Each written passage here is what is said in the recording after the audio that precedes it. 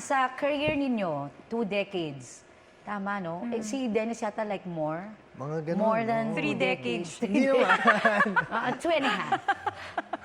Ano yung makakonsider nyo na biggest achievement ninyo? Ano ba? Ikaw muna. Siguro wag na lang natin sabihin sa career, but your biggest achievement today.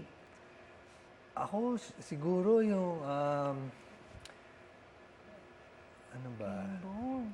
Yun, bukod dun sa mga awards at mga magagandang projects na nagawa, syempre yung pagkakaroon namin ng sariling pamilya, yung nakapag-establish kami ng isang modern na setup na pamilya na, alam mo yun, feeling ko lahat ng trabaho, lahat ng mga pagod ay para dun sa inspirasyon ng pagkakaroon ng pamilya, dun sa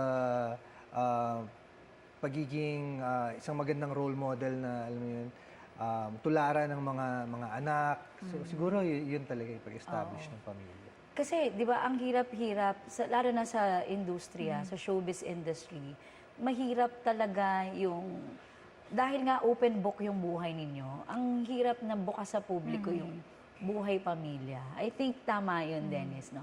That's your biggest achievement. Ikaw, Jen, would you consider that? You have the same answer as Yes, Dennis. copy-paste.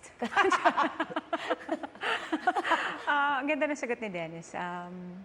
Well, yun, sa family, siguro sa career, biggest achievement ko, malaki ang utang na loob ko sa Starstruck talaga. Kasi kung hindi dahil doon, wala rin ako dito ngayon. So, yun yung nagsimula ng lahat para sa'yo.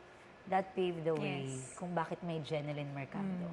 At bakit merong Jeneline Mercado. Tsaka hindi ko rin mamimit si Dennis kung wala rin ako dito sa showbiz. Totoo rin Hindi kami makakabuo ng pamilya.